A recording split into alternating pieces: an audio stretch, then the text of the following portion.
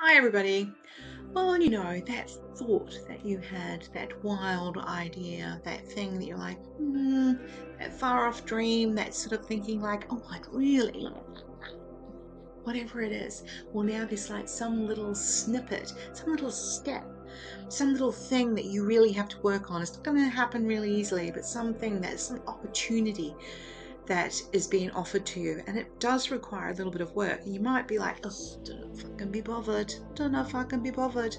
But Spirit's like, this is the first step towards that dream outcome, and you got to take your lazy pants off and get going with it. Even though it might feel like a bit of a gamble, it could be a waste of my time, it's going to take up my time.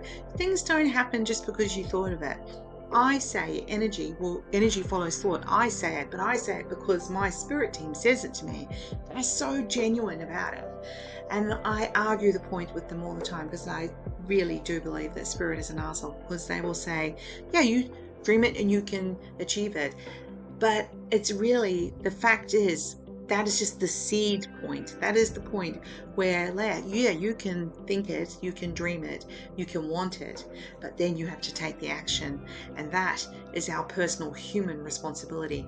And so today, your spirit team is encouraging you to go for it. And, last night, as I was driving home in the dark, the beautiful crescent moon was a wonderful orange color, and a deep orange color.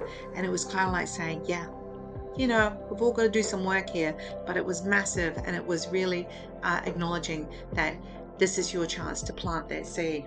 All right, so you know the deal. I'm going to pick 3 cards: the left, the right, and the middle. And whichever one of those you choose, that is your reading, that is your theme. You can listen to all 3. So you got the left, the right, and the middle. Lefties.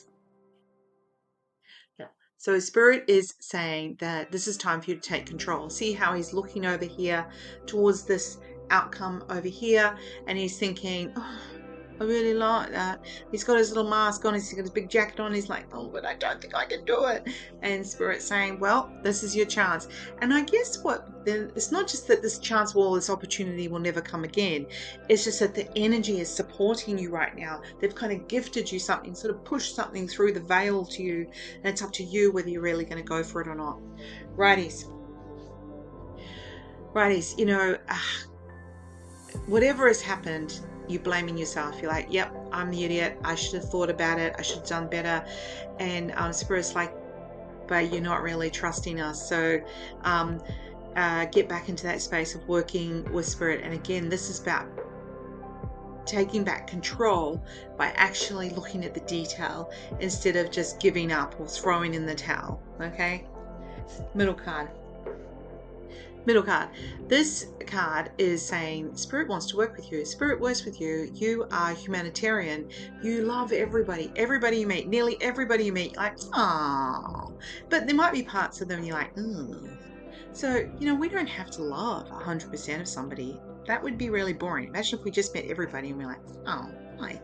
But we see perhaps the furballs or the things that are not great about people, but we don't need to judge them completely by it, because what's the saying that Jesus said, those who are without sin cast the first stone.